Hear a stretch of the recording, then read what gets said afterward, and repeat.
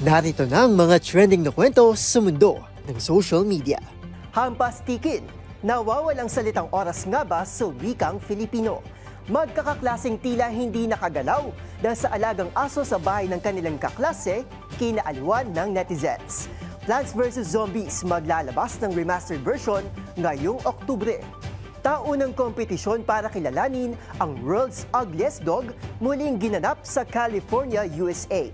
102-year-old na lolo sa Japan, itinanghal na oldest man na nakaakyat ng Mount Fuji ng Guinness World Records. Lalaki mula England, patay habang nagpapa-hair transplant sa Turkey. At sa trending showbiz balita, Jennifer Lopez, ginapangan ng insekto sa gitna ng kanyang concert sa Kazakhstan.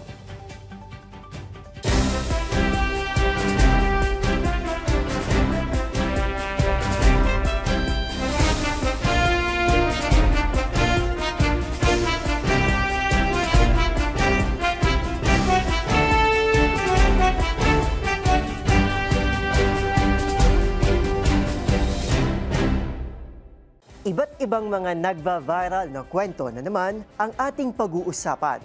Mga trending sa social media na tiyak hindi lang nakakaaliw, kundi maring kapulutan din ng aral at kung minsan ay makabagbag damdamin din.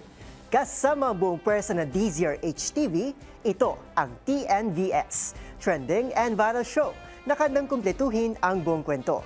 Masaya, malungkot o isyong pambayan man yan, sagot na namin ang inyong tanghalian.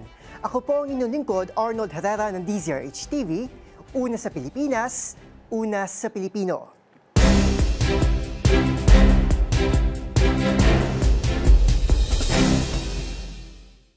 Para sa ating unang trending story, tuwing sumasapit ang buwan ng Agosto, bidang wikang Filipino, lalo na sa mga eskwela.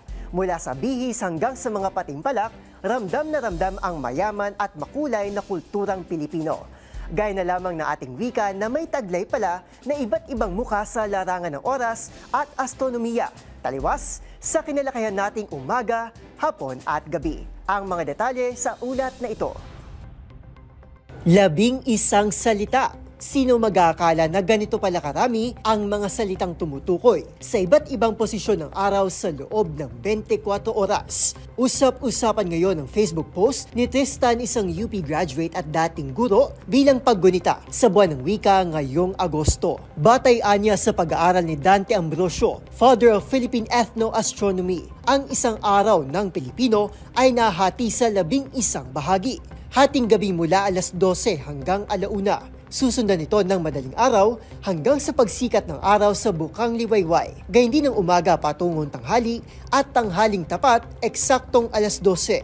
Nariyan din ng hapon ang nalalapit na paglubog ng araw sa dapit hapon, ang picture perfect na takip silim bago magtapos sa kahabaan ng gabi. Taliwas anya ito sa alegasyon ng mga Kastila na tamad ang mga Pilipino. Pero ang ipinuntod ng uploader, ang salitang hampas tikin. Ang posisyon ng araw mula alas 9 hanggang alas 10 ng umaga, ang huling malulusog na sinag ng umaga. Teorya nito, posibleng itong nagsisilbing pahinga ng mga ninuno nating magsasaka. Pero dahil sa pagbabago ng panahon, ay bumilis at naglaho na rin ang kulay ng ating wika. Aniya, dumating na tayo sa punto kung saan ang dating 11 bahagi ng araw, naging 3 na lamang.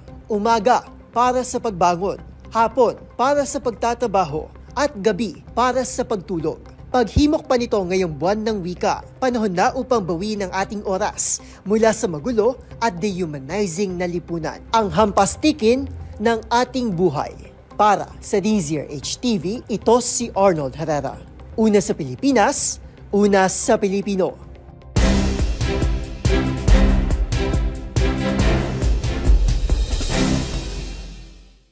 Para sa ating next viral story, kinaaliwan ng netizens ang naging reaksyon ng magkakaklaseng ito na pumunta sa bahay ng kanilang kaeskwela sa San Fernando sa Cebu. Imbis kasi na sa exam o sa performance task kabahan ng mga ito, si isang malaking aso lang pala na tila nanigas pa sa kanilang mga pwesto. Ang nakakakabang tagpong yan ng mga estudyante with giant fur dog na si Paeng, tinutukan ni Rovic Manuel.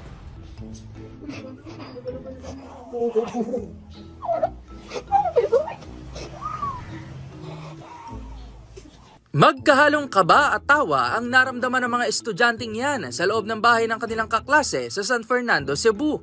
Pagpasok kasi ng mga ito ay nasubukan na agad ang kanilang mga tapang nang biglang lumabas ang isang pagkalaki-laking aso. Yan ang aso na si Paeng na isang Great Dane. Kita sa posted video ng uploader na si Kiria ang mga mag-aaral na tila nanigas at hindi nakagalaw sa kanilang mga pwesto nang lapitan na at amuyin isa-isa ni Paeng. Pero nothing to worry naman daw dahil hindi nangangagat itong si Paeng kundi nangingilala lamang daw ito lalo na sa mga bisita.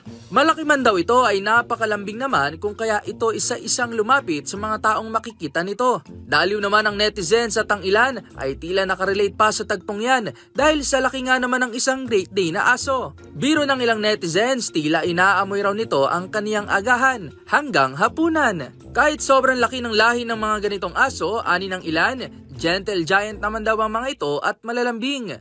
Kwento ng mga magkakaklase, nagpunta daw sila sa naturang bahay at nagsama-sama upang gumawa ng project tungkol sa pagiging Good Samaritan.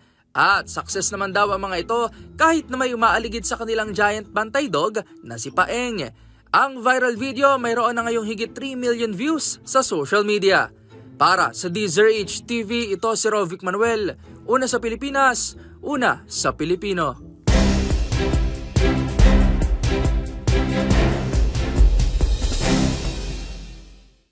Sa ating next trending story, isa ka rin ba sa mga naging tagapagtanggol na iyong bahay laban sa mga zombies gamit ang mga halaman sa iyong bakuran?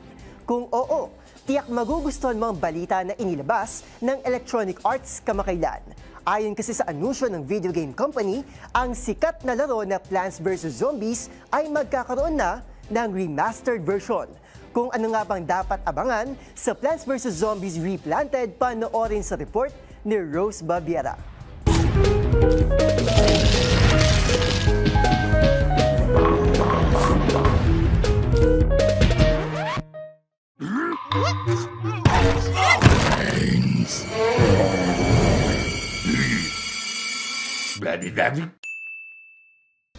Bigger, brighter, and crazier than ever before. Ganyan inilarawan ng video game company na Electronic Arts ang bagong version ng Plants vs. Zombies na ilalabas ng kumpanya sa Oktubre. Sa kakatapos lang kasi na Nintendo Direct presentation, inanunsyo ng Electronic Arts na in-upgrade nila ang graphics ng video game. Mayroon na ring mga bagong secret na isosolve at mga bonus level. Ang Plants vs. Zombies ay isang laro kung saan misyon ng mga player na depensahan ang kanilang bahay laban sa mga zombie na may iba't ibang katangian at kahinaan gamit naman ng iba't ibang uri ng halaman na may kani-kanilang abilidad. Ang remastered version ay tatawaging Plants vs. Zombies Replanted, kung saan maaari na itong laruin kasama ang isang kaibigan sa co-op sa pamamagitan ng bagong 2-player feature nito. O kaya naman ay mag-head-to-head kayo. Ang isa nagkokontrol sa mga halaman, habang isa naman ay kumokontrol sa mga zombies sa player versus player feature nito. Para mas gawin itong challenging, maaari ring maglaro sa Cloudy Day mode kung saan limitado ang araw na siyang ginagamit upang bumili pa ng ibang halaman na gagamitin naman pang depensa. At para lalo pang masukat ang skills ng player, mayroon ding Rest in Peace mode kung saan kapag natalo ang isang player sa isang level, ay babalik ito mula sa simulang-simula. Pero kung gusto lang din namang mag-chill, mayroon pa ring mga classic minigames kagaya ng Walnut Bowling at may karagdagang feature rin dito na Art and Concept Library kung saan mapapanood ang mga never-before-seen pre-production sketches ng naturang laro. Magiging available ito sa Oktubre sa iba't ibang game servers. Para sa DZRH TV, ito si Rose Babiera. Una sa Pilipinas, una sa Pilipino.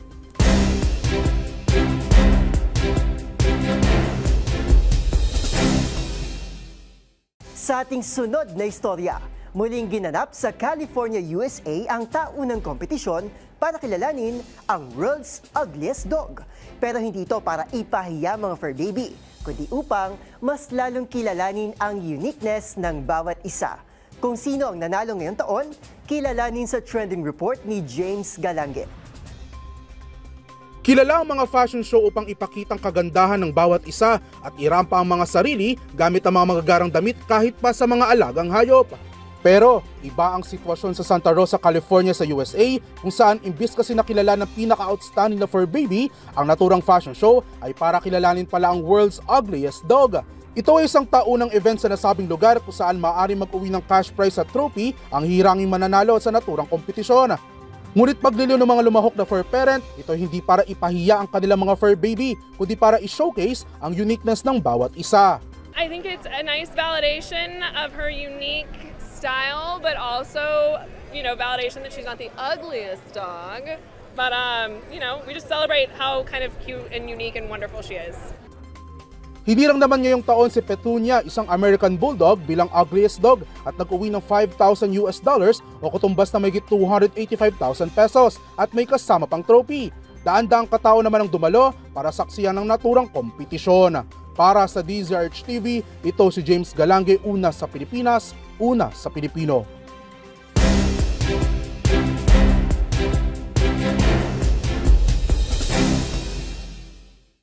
Sa susunod na trending balita, pinatunayan ng isang lolo sa Japan na ang edad ay hindi hadlang to achieve the greatest heights. Sa edad kasi na 102 years old, ay nagawa niyang akyatin ng Mount Fuji na siyang pinakamataas na bundok sa bansang Japan sa kabila ng pagiging heart failure survivor.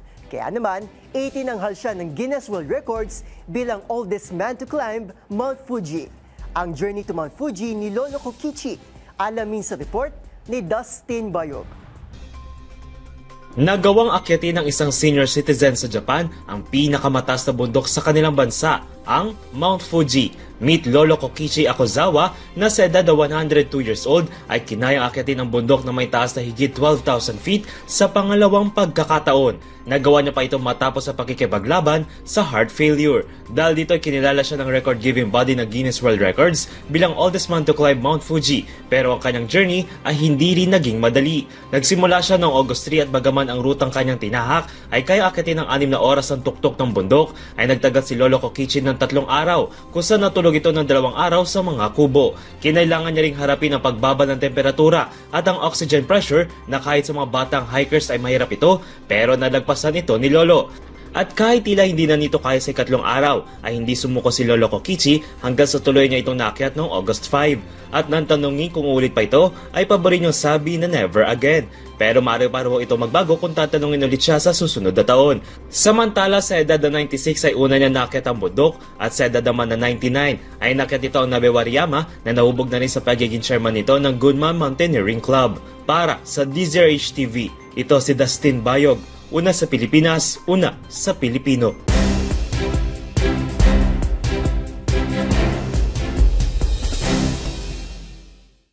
At sa next trending balita, binawian ng buhay ang lalaking ito mula England habang sumasailalim sa hair transplant sa Turkey. Ayon sa clinic, bigla umunong nagkasakit ang pasyente sa gitna ng preparation phase. Naisugod naman ito sa ospital pero pumanaw rin makalipas ang ilang oras. Ang iba pang detalye sa report ni Mili Borja. Isang lalaki mula England ang namatay matapos magpa-hair transplant sa Turkey. Ayon sa mga ulat, kinilala ang lalaki bilang si Martin Lachman, 38 years old, tubong Milton Keynes. Binawian ito ng buhay habang isinasagawa ang preparatory phase ng procedure na nagkakahalaga ng 1,500 pounds o humigit kumulang 114,000 pesos. Nagpunta si Lachman sa Dr. Sinek Clinic sa Besiktas District ng Istanbul. Sa isang pahayag, sinabi ng clinic na si Lachman ay biglang nagkasakit sa hindi malamang dahilan habang inihahanda pa lamang para sa surgery at hindi pa umano nagsisimula ang transplant procedure. Naisugod siya sa ospital, subalit pumanaw rin makalipas ang ilang oras. Sa gitna ng ikalawang operasyon, matapos ang matagumpay na unang procedure ayon sa clinic. Umiilag naman ang clinic na magbigay ng dagdag na detalye dahil sa umiiral na legal na investigasyon at bilang paggalang sa pamilya ni Lachman. Batay sa kanyang LinkedIn profile, si Lachman ay dating assistant head teacher ng Goldington Academy sa Bedford, kung saan siya rin ang head ng Computer Science Department. At bago pumanaw, ito ay nagtatrabaho bilang network administrator at database manager sa England. Samantala, ayon sa website ng Dr. Sinek Clinic, mayroon itong 20 years na karanasan at mahigit 50,000 na matagumpay na transplant. At batay sa ulat ng Turkish Healthcare Travel Council, mahigit 1 milyong tao taon-taon ang bumibisita sa Turkey para sa hair restoration treatments. Para sa DZRH TV, ito si Mili Borja, una sa Pilipinas, una sa Pilipino.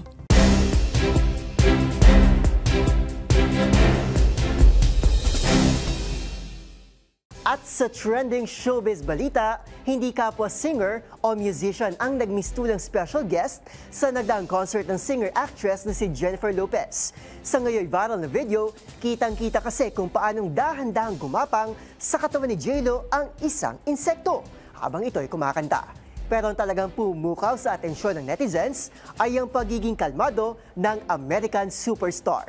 Panoorin ang trending video sa report ni Showbiz Angel. Unexpected guest? Trending online ang isang eksena sa nagdaang concert ng American singer na si Jennifer Lopez sa Kazakhstan. Sa gitna kasi ng kanyang pagkanta, abay may dahan-dahang gumagapang sa kanyang insekto. Pero bago pa man makarating sa mukha ni J-Lo ang cricket,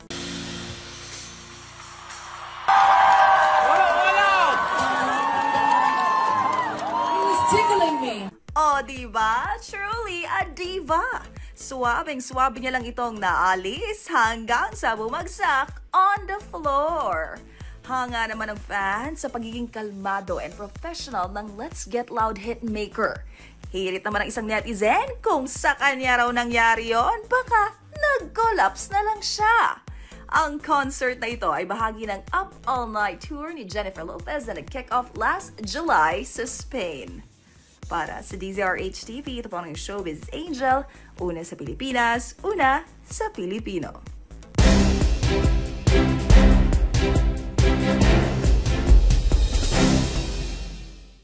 At yan ang mga kwentong kinagiliwan, pinusuan at gumawa ng ingay sa social media. Kung meron din kayo mga katulad na istorya, ay i-share nyo na yan sa ating comment section o di naman kaya itag nyo kami sa TikTok at DZRH News. Maraming salamat po sa mga influencers na bumisita sa ating studio para sa DZRH TV Collab Edition. Magkita-kita tayo muli bukas para muling himayin, tuklasin at buuin ang mga detalye para kapag nakita mo ang viral video na may nag-share, ikaw na mismo ang magdaragdag ng mga impormasyong nalaman mo sa TNVS, Trending and Viral Show. Mula sa kauna-unahan sa Pilipinas, DZRH, ako po si Arnold Herrera. Una sa Pilipinas, una sa Pilipino.